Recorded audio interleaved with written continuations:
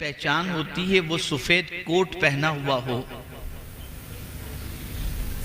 और गले के अंदर आला डाला हुआ हो, तो उसे देखकर हम पहचान लेते हैं कि ये डॉक्टर साहब हैं। काला कोट पहनकर कोट के बाहर अगर छोटी सी टाई लगाकर या काला कोट पहनकर घूम रहा हो कोई, तो हम फौरन समझ जाएंगे कि ये वकील साहब हैं।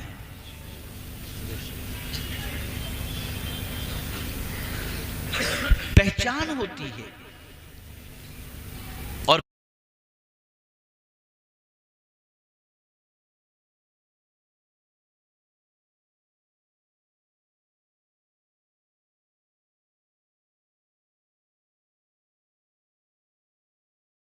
पहचान करानी नहीं पड़ती, लिबास से आदमी पहचान। बेटा बैठ जाओ, बेटा बैठ जाओ, या अल्लाह।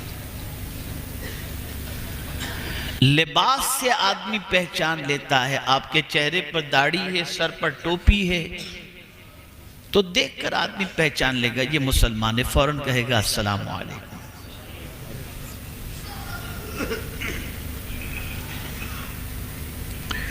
इसी तरीके से कोई भगवा लिबास पहना हुआ है और माथे पर चोटी है, तो आदमी देखकर पहचान जाएगा ये कोई पंडित है, ये हिंदुओं का कोई मजहबी आदमी है। किसी के गले के अंदर क्रॉस का चेन या पेंडेंट है, तो देखकर आदमी समझ जाएगा कि ये ईसाई है। पता चला हर एक की कुछ न कुछ पहचान है। तवज्जो चाहूंगा। अब मैं आपसे पूछना चाहता हूं, माजी में हमारी पहचान क्या थी और आज हमारी पहचान क्या है? पहले लोग कैसे पहचानते थे कि हम मुसलमान हैं, और आज लोग कैसे पहचानते हैं कि हम मुसलमान हैं? आज अगर जाहिल कोई नजर आए तो आदमी कहता है ये मुसलमान होगा। मोहल्लों में गंदगी नजर आए, आदमी समझ जाएगा ये मुसलमान है। बातचीत का लबो लहजा उसका बिल्कुल जाहिलाना हो, आदमी समझ जाएगा ये मुसलमान है। रात को 3 बजे तक गंदी पिक्चरें देख रहा हो, समझ जाएगा मुसलमान है। सुबह 12 बजे तक उसकी नींद मुकम्मल न होती हो, समझ जाएगा कि मुसलमान है। माँ बहन की गाली गलौज कर रहा हो, आदमी समझ जाएगा कि मुसलमान है। क्या ये सच नहीं कि ये हमारी पहचान बनती जा रही है? अब आइए, माजी में हमारी पहचान क्या थी, लोग हमें किस तरह से पहचानते थे, थोड़ा सा समझाता हुआ चलूं। मेरे प्यारे आका सल्लल्लाहु ताला अलैहि वसल्लम के प्यारे दीवानों, 2 यहूदी एक रास्ते से गुजर रहे थे और बीच रास्ते में एक पत्थर पड़ा हुआ था। उस पत्थर को देखकर एक दूसरे से कहने लगे, पता नहीं ये पत्थर यहां कैसे पड़ा हुआ है। तो दूसरे यहूदी ने जवाब दिया, शायद यहां से कोई मुसलमान नहीं गुजरा, वरना इस पत्थर को जरूर उठा करके किनारे पर रख देता। ये हमारी पहचान थी। मैं खुदा के लिए हाथ जोड़कर अर्ज करूंगा, हाथ जोड़कर अर्ज करूंगा, सुनना हो तो बिल्कुल खामोश रहकर कुछ सुनो। मैं अक्सर कहा करता हूं कि मैं ऑपरेशन करने के लिए यहां पर आता हूं, और ऑपरेशन थिएटर के अंदर डिस्टर्ब हो तो केस फेल हो जाता है। मैं आपके दिमाग को समझाना चाहता हूं, संवारना चाहता हूं। ये हमारी पहचान थी, ये हमारी शनाख्त थी, ये हमारी आइडेंटिटी थी। लोग इन चीजों को देखकर पहचान लेते थे कि ये मुस्तफा प्यारे का दीवाना है। जब स्पेन से मुसलमानों को निकाला जा रहा था और जब एक तादाद मुसलमानों की स्पेन से निकाल दी गई तो ईसाइयों ने सोचा कि जरा देखें तो सही, अब तो कोई इस्लाम मुसलमान यहां पर स्पेन में नहीं बचा। तो मुसलमानों ने डर के मारे दाढ़ियां निकलवा दी थी, ईसाई लिबास पहन लिया था और इस तरह से छुप करके स्पेन में रहते थे। उस वक्त ईसाइयों ने ला हौल वला कुव्वत इल्ला बिल्लाह, उस वक्त ईसाइयों ने यह सोचा कि मुसलमानों को पहचाने कैसे, जबकि हमारी तहकीक बता रही है कि कुछ मुसलमान अब भी स्पेन के अंदर मौजूद हैं। तो एक तरीका उन्होंने सेट किया और वो तरीका ये था कि बीच चौराहे पर एक पानी का मटका रख दिया, उसके थोड़े से फासले पर एक कोढ़ के मरीज को बिठा दिया और उस कोढ़ के मरीज से कहा कि जब भी कोई यहां से निकले तो पानी मांगना, सबसे कहना पानी पिलाओ, बस ये तेरा काम है। जासूस सब तरफ फैले हुए थे, वो हर निकलने वाले से कहता पानी, अल आतश, वाटर, पानी मांग रहा था। लोग उस पर तवज्जो देने की बजाय चले जा रहे थे। ऐसे में एक कोट और पेंट में मलबूस शख्स जैसे ही उस कोढ़ के मरीज की आवाज सुनता है, पानी के मटके की तरफ लपकता है, पानी का गिलास भरता है और उस कोढ़ के मरीज को देता है। करीब में मौजूद जासूस आते हैं और आकर के उसे पकड़ लेते हैं, नाम पूछते हैं तेरा नाम क्या? उसने अपना नाम क्रिश्चियन बताया। उसने कहा नहीं तू मुसलमान है।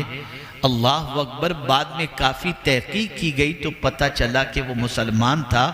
उसके बाद उस मुसलमान ने ईसाई जासूस से पूछा, मेरे हाथ में तस्बीह भी नहीं थी, मेरे चेहरे पे दाढ़ी भी नहीं थी, मेरा सर सजदे में भी नहीं था, मैं कुरान की तिलावत भी नहीं कर रहा था, आखिर एक कोढ़ के मरीज को पानी पिलाने पर तुमने कैसे पहचान लिया कि मैं मुसलमान हूँ?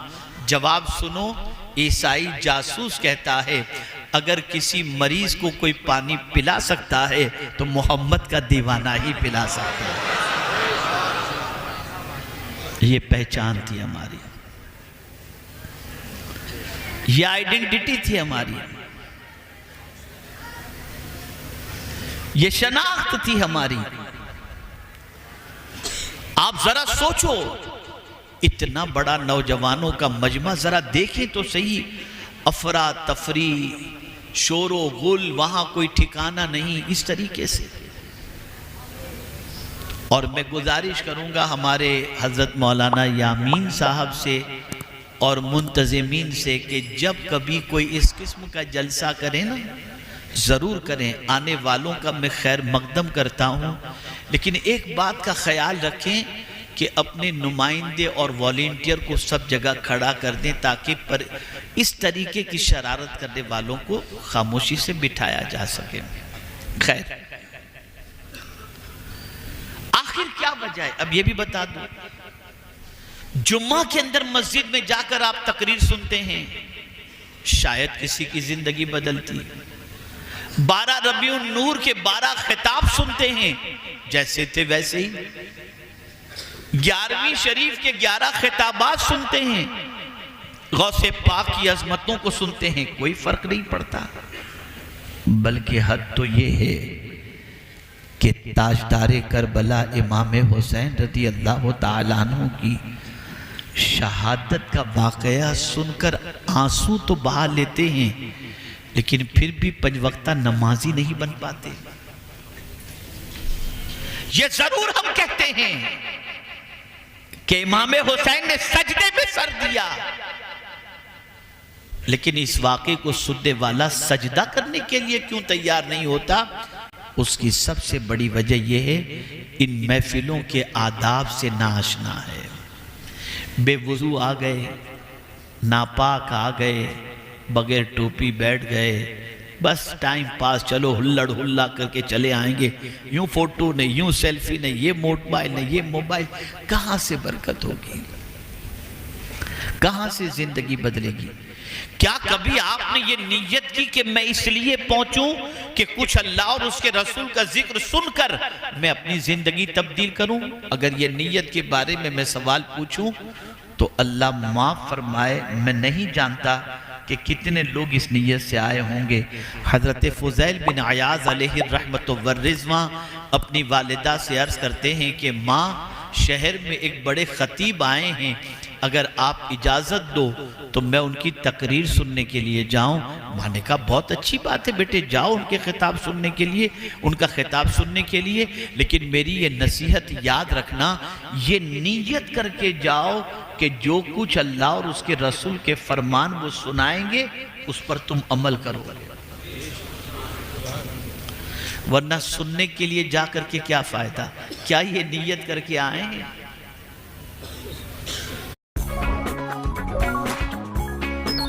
क्या ये जज्बे से आए हैं? जज्बा, नीयत, ये सारी चीजें दुरुस्त करो। अब आइए इन तमहीदी गुफ्तगू के बाद हमारी पहचान क्या थी और आज हमारी पहचान क्या है। हम अगर नहीं संवरे तो मुस्तकबिल ये बता रहा है कि झाड़ू लगाने के काम के अलावा कोई काम हमारे मुकद्दर में शायद न हो। अगर आज हम नहीं सुधरे तो मुस्तकबिल के अंदर वकार की कुर्सी और इज्जत की कुर्सी पर कोई हमें बिठाने के लिए तैयार नहीं होगा। क्या वजह है कि एक मुस्लिम मोहल्ले में रहने वाला शख्स जब अपने बच्चे को अच्छी तालीम दिला देता है और बच्चे को जॉब मिलती है तो पहले बच्चा कहता है अब्बा ये मोहल्ला छोड़ो, कहीं और जाएं, ऐसा न हो कि हमारी नस्लें बिगड़ जाएं। क्योंकि सुबह गाली से, गलियों में डंडा गुल्ली डंडा खेलते हुए, गाली गलौज करते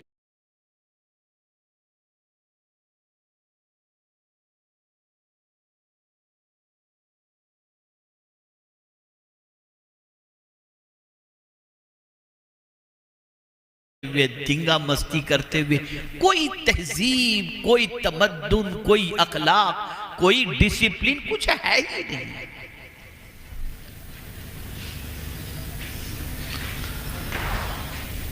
क्या यही हमारी पहचान थी? नहीं। आइए मैं आपको पहचान बताऊं।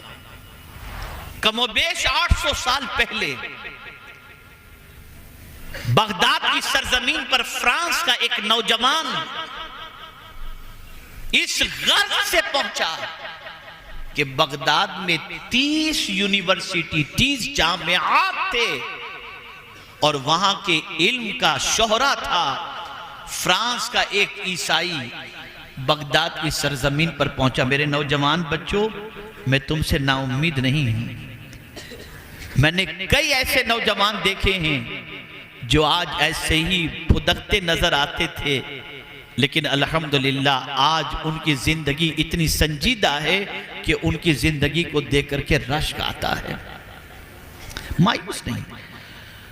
बगदाद की सरजमीन पर फ्रांस का एक तालिब इल्म आता है यूनिवर्सिटी का जायजा लेने के लिए कि जरा देखूं तो सही कि यहाँ की यूनिवर्सिटी का तालीमी मेयार क्या है।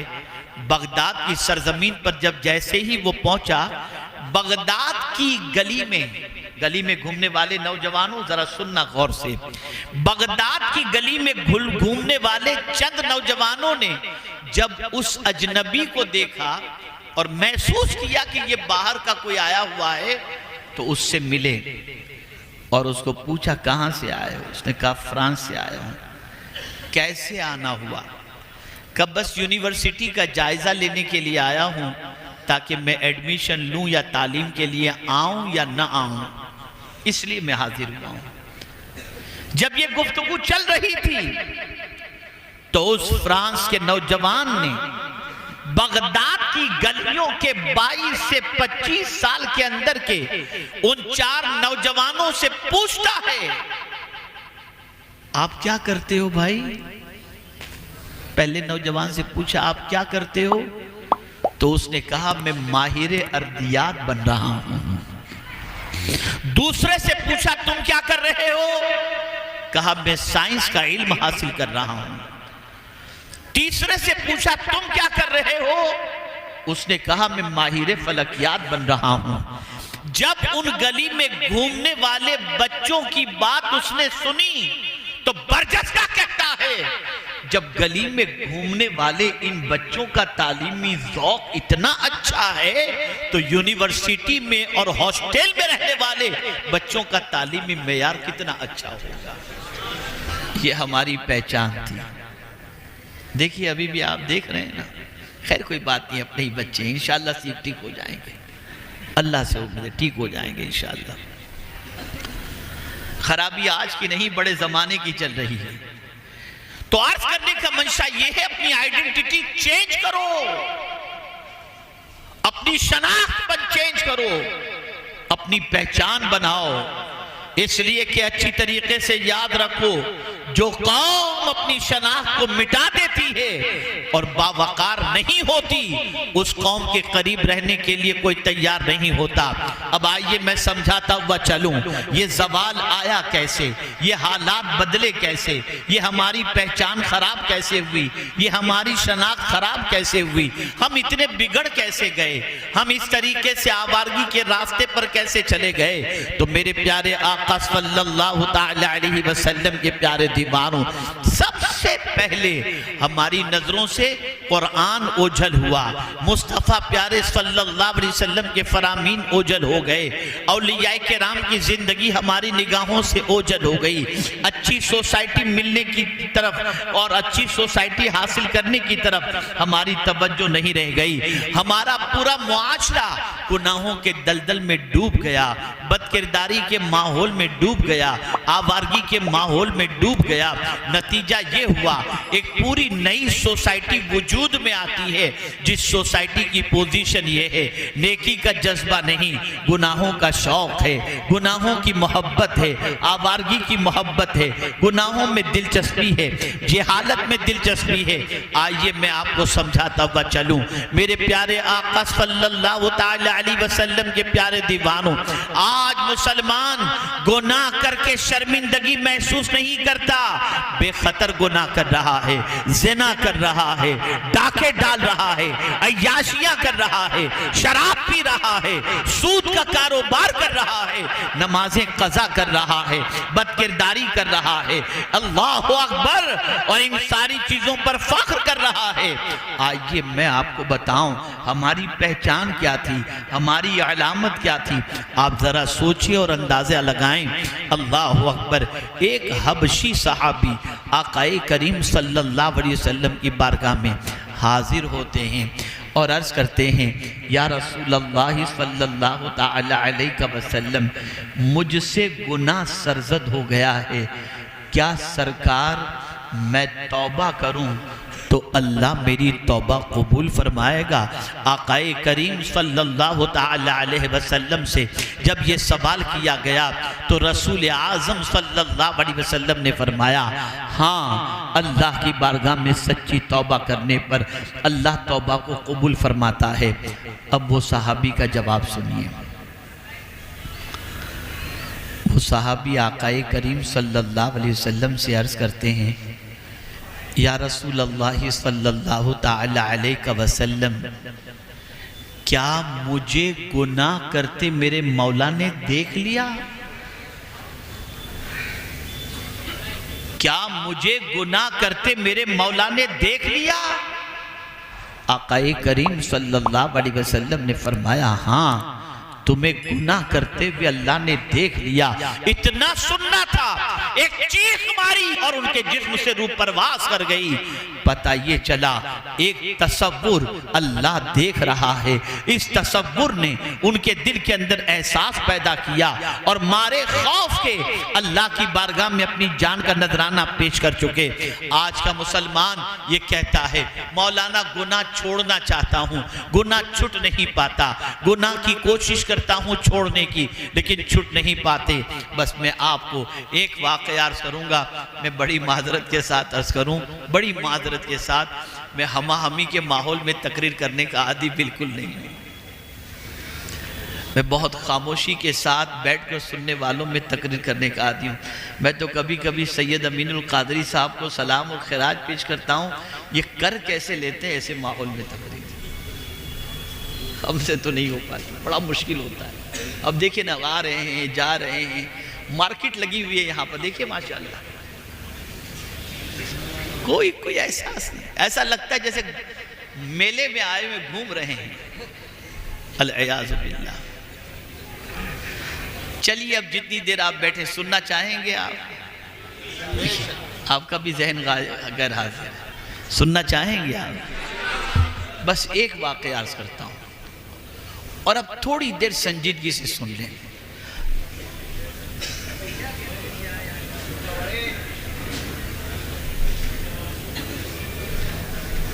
और अगर ये वाक़या नौजवान बच्चों, चलो होने दो, जो वहाँ होता है, आप तवज्जो से सुनो। पहले सवाल पूछता हूँ, आप सुधरना चाहते हो कि नहीं चाहते? चाहते हो ना? एक भी सुधर जाएगा ना तो मेरी लॉटरी लग जाएगी। हो सकता है क़यामत में उस सुधरने वाले के सदक़े में अल्लाह मुझे माफ़ फरमा दे और मेरी बख्शिश फरमा दे। बस मेरी बहनें भी सुने और आप भी सुनो। एक वाक़या सिर्फ अर्ज़ करना चाहता हूँ। पहला सवाल,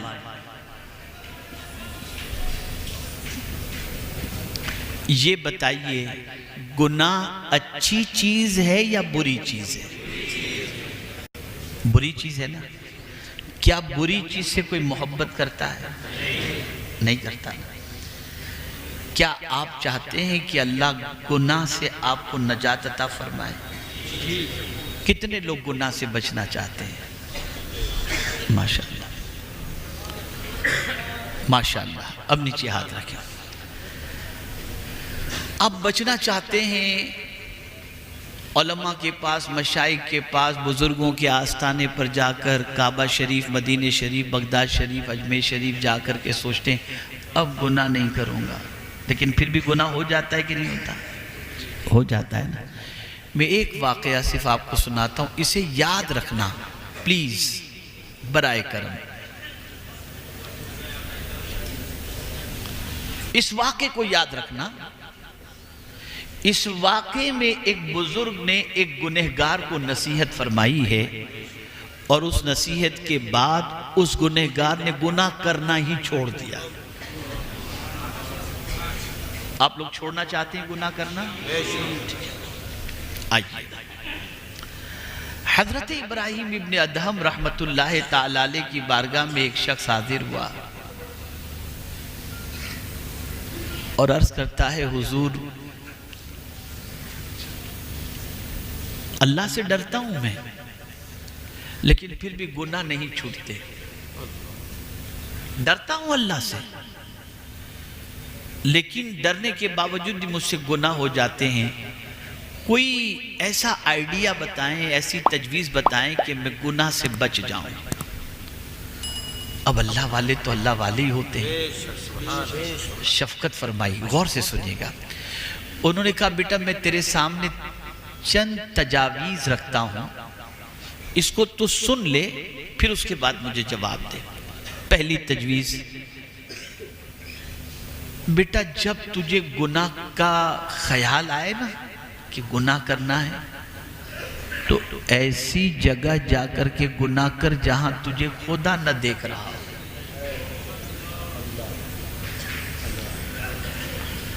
ऐसी जगह जाकर के गुनाह कर जहां तुझे खुदा न देख रहा हो। उसने कहा, हज़रत कैसी बात आप कर रहे हैं, कहां अल्लाह से छुप सकते हैं?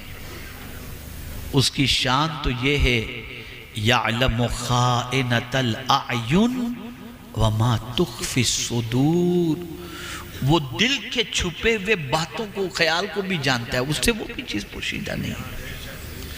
यअलमु मा तुवस्विसु बिही नफ्सा,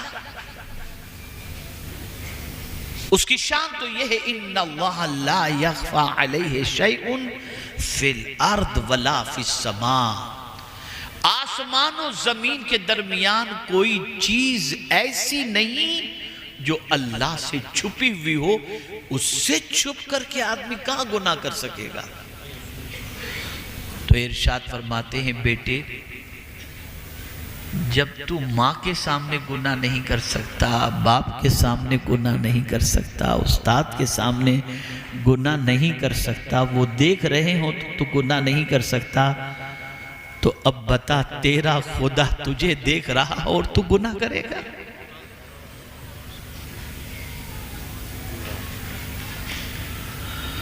तो जब गुनाह का ख्याल पैदा हो तो ऐसी जगह चला जा जहां तुझे तेरा मौला न देख रहा। का हुजूर ये पॉसिबल नहीं, और कोई बात बताएं?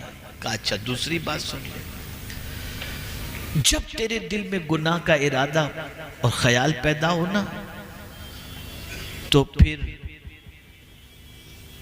अल्लाह का रिस्क खाना छोड़ दे कि नहीं मैं अल्लाह का रिस्क नहीं खाऊंगा।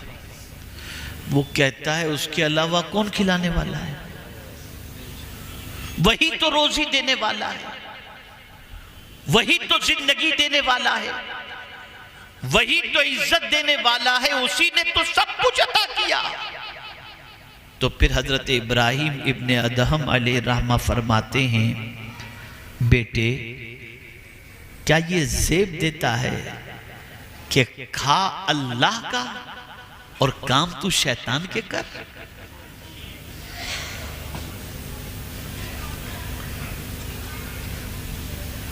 उसका खाकर उसकी नाफरमानी ये तुझे ज़ेब देती है? तो कहा नहीं, ये बात तो आपकी सही है, उसके अलावा कौन है जो हमें खिलाए पिलाए? तो ठीक है, और कोई बात बताएं? तो इरशाद फरमाते, बेटे एक काम करना, जब तेरी रूह कब्ज करने के लिए फरिश्ता आए ना, तो उससे कहना बाद में आना, मुझे थोड़ा सा टाइम दे दे, मैं तौबा कर लूं। का हुजूर कैसी बात कर रहे हैं? कुरान कहता है, लिकुल्लि उम्मतिन अजल इज़ा जाअ अजलुहुम ला यस्तअखिरुन साअतन वला यस्तक़दिमून। मौत का वक्त मुकर्रर है, न मौत एक लम्हा पहले आ सकती है, न एक लम्हा बाद में आ सकती है। हुजूर अगर रूह कब्ज करने वाला फरिश्ता मेरे पास पहुंचेगा तो मैं न वो मुझे मोहलत देगा, न मैं उससे मोहलत ले सकता हूं। तो इरशाद फरमाते हैं, बेटे तुझे मालूम है कि तू कब मरेगा? कहा नहीं मालूम, नहीं मालूम। तुम मौत के फरिश्ते को लौटा सकता है? कहा नहीं। कहा अब मुझे बता कि जब तुझे तौबा की तौफीक, तू तौबा की भीख मौत से पहले मांगने के लिए फरिश्ते को कहेगा कि बाद में आना, तो फरिश्ता तुझे मोहलत नहीं देगा, तो क्यों आज ही तू तौबा नहीं कर लेता?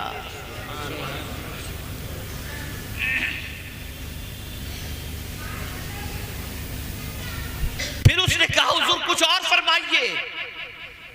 तो हजरत इब्राहिम इब्ने अदहम रहमतुल्लाह ताला अलैह फरमाते, बेटे जब तू मर जाए और तुझे कब्र के अंदर लोग लेटा करके चले जाएं ना, और नकीरें जब तेरे पास सवाल पूछने के लिए आए, तो कह देना कि मैं जवाब नहीं देता हूं। का हुजूर ये कैसे मैं कह सकूंगा, ये मैं कैसे कह सकूंगा?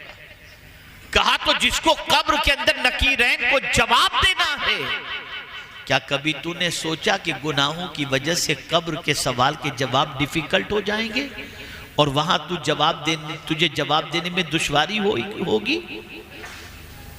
तो जो चीज कब्र के सवालात और जवाबात में दुश्वारियां पैदा कर दे, क्या तू उसे छोड़ने के लिए तैयार नहीं? और फिर एक बात और उन्होंने फरमाई, जब कल बरोज़े क़यामत तुझे फरिश्ते जहन्नम की तरफ ले जाने के लिए तैयार हो तो कह देना कि मैं नहीं आता। उसने कहा हुजूर वो हम मेरी मानेंगे कि रब की मानेंगे? इरशाद फरमाया, बेटे ये चंद तजावीज़ थी जो मैंने तेरे सामने रख दी। उसने आंसू बहाते हुए कहा, या इब्राहिम इब्ने अदहम, अपना हाथ बढ़ाइए, मैं आज के बाद गुनाहों से सच्चे दिल से तौबा करता हूँ और कभी अब गुनाहों की तरफ नहीं जाऊंगा। और उसने तौबा करके सीधे रास्ते पर चलने का अहद कर लिया। मैं आपसे पूछना चाहता हूँ, अल्लाह से छुप सकते हो कहीं? जब नहीं छुप सकते, वो देख रहा है और गुनाह कर रहे हो। बायजीद बुस्तामी अलैहि रहमा के पास एक शख्स हाजिर आया और अर्ज करता है, हुजूर तकरीबन गुनाह मुझसे छूट गए, एक गुनाह मुझसे नहीं छूटता और वो गुनाह ये है, मैं निकलता हूं तो किसी लड़की पर मेरी नजर उड़ जाती है, ये आवारगी, ये बदनिगाही मुझसे नहीं छूट रही, कोई नुस्खा अता फरमाएं। इरशाद फरमाते हैं, जब तेरी तबीयत किसी गैर महरम को देखने के लिए तुझे कहे, उस वक्त यही तसव्वुर करना तू उसे देख रहा है और तेरा खुदा तुझे देख रहा है। मुसलमानों, गुनाह ने क्या दिया हमें? जिल्लत दी, रुसवाई दी,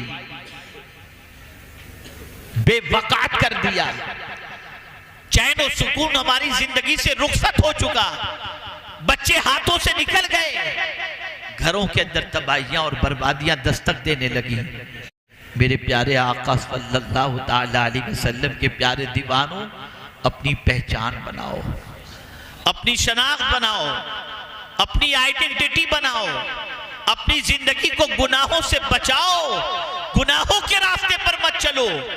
और कुरान ने तो वाज़ेह लफ्जों में फरमा दिया, वज़रू ज़ाहिरल इस्म व बातिनहु, जाहिरी गुनाह भी छोड़ दो और बातिनी गुनाह भी छोड़ दो, खलवत के गुनाह भी छोड़ दो, जलवत के गुनाह भी छोड़ दो, दिल के गुनाह भी छोड़ दो और जिस्म के गुनाह को भी छोड़ दो। छोड़ दो गुनाह। गुनाह करके किसी को इज्जत नहीं मिलती, गुनाह करके सिवाय रुसवाई के, सिवाय बर्बादी के, सिवाय तबाही के और कोई चीज हासिल नहीं हो सकती। मेरे प्यारे आका सल्लल्लाहु ताला अलैहि वसल्लम के प्यारे दीवानों, आज हमारा मुआशरा गुनाहों की बदबू से इस तरीके से आलूदा हो चुका है कि अल-अयाज़ु बिल्लाह, किसी के पास बैठो तो बस ये गुनाह गुनाह गुनाह, औरतें क्या कि मर्द क्या कि नौजवान क्या, और पूरी दुनिया कोशिश कर रही है कि मुआशरा गुनाहों में डूब जाए, गुनाहों में तबाह हो जाए। लेकिन कुछ अल्लाह के ऐसे भी नेक बंदे रहे जिन्होंने हजार गुनाहों के माहौल के अंदर भी अपने दामन को गुनाहों से बचाने की कोशिश की। अल्लाह अकबर। पहचान बता रहा हूं। जब बैतुल मुकद्दस की चाबी कमांडर के हवाले पेश करनी थी तो जानते हैं आप, उस दौर के ईसाइयों ने शहर के इर्द गिर्द नौजवान लड़कियों को खड़ा कर दिया और उनसे कहा, जब ये मुस्तफा जाने रहमत के सिपाही शहर में दाखिल हों तो इनकी तरफ देखकर मुस्कुराना, इनको गुनाह की दावत देना ताकि ये बैतुल मुकद्दस भूल जाएं और तुम्हारी मोहब्बत में गिरफ्तार हो जाएं।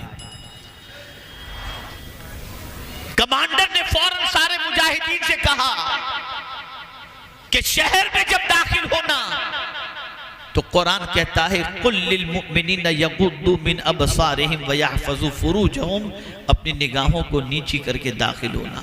सारे मुजाहिदीन बैतुल मुक़द्दस की चाबी लेकर के कमांडर आगे, ये पीछे पीछे निगाहें नीची किए हुए चल रहे हैं। दाएं भी खूबसूरत लड़कियां, बाएं भी खूबसूरत लड़कियां अपना हुस्न बिखेर रही हैं कि ये नौजवान हमारी तरफ देखें। लेकिन अल्लाह अकबर, नौजवान गर्दन को झुकाए झुकाए आगे बढ़ते जा रहे हैं। एक बच्ची की तरफ भी निगाह उठाकर नौजवानों ने न देखा। अल्लाह अकबर, जब आखिरी नौजवान बच गया था तो एक लड़की ने जोर से कहा, पता नहीं ये कैसे नौजवान हैं और इनकी निगाहों में कौन बसा हुआ है कि हमारी तरफ निगाह उठाकर नहीं देखते। वो मुजाहिद नौजवान रुक गया जो 22 साल का था कमोबेश, और रुक करके कहता है, ऐ लड़की सुन ले, जिसकी निगाहों में गुंबद खदरा हो वो लड़कियों के हुस्न पर अपना ईमान बेचा नहीं करता। हमारी निगाहों के अंदर मदीने के ताजदार का गुंबद समाया हुआ है। ये थी हमारी पहचान, ये थी हमारी आइडेंटिटी। बस मैं यही अर्ज करूंगा, तौबा कर लो। जब कभी अल्लाह न करे गुनाह का ख्याल पैदा हो, बस ये सोचना अल्लाह देख रहा है, अल्लाह देख रहा है, अल्लाह देख रहा है। इस तसव्वुर को जब दिलो दिमाग के अंदर महफूज कर लोगे तो रात को YouTube पर गंदी पिक्चर देखने के लिए तुम अपना बटन नहीं दबाओगे। सोचोगे मैं इधर देख रहा हूं, मौला मुझे देख रहा है, फौरन बंद कर दो। किसी लड़की की तरफ तुम्हारी निगाह उठ रही होगी, दिल कहेगा खुदा देख रहा है, तुम्हारी निगाह झुक जाएगी। और सुन लो, जिसकी निगाहें खौफे खुदा से झुक जाती हैं, अल्लाह उसके दिल को नूर से मुनव्वर कर दिया करता है, मुनव्वर कर दिया करता है। मेरे प्यारे आका सल्लल्लाहु अलैहि वसल्लम के प्यारे दीवानों, इन्हीं कलिमाते खैर पर, जिस मौजू पर, जिस आयत पर मुझे गुफ्तगू करनी थी, मैं माजरत चाहता हूँ कि उस आयत पर न कर सका, लेकिन उससे मुत्तसिल जो मुझे कहना था कुछ बातें मैं आपकी समाअतों के हवाले कर चुका। ज़िंदगी रही फिर कभी हाजिर होऊंगा, लेकिन मुझे उम्मीद है कि आप मेरा मिजाज समझ चुके हैं कि मैं किस माहौल में गुफ्तगू करने का आदी हूँ। अल्लाह ताला आकाए करीम सल्लल्लाहु अलैहि वसल्लम के सदके इस उम्मत के हाल को दुरुस्त फरमाए। अब ये उम्मत का हाल बेहतर कैसे होगा, इस उम्मत का हाल दुरुस्त कैसे होगा,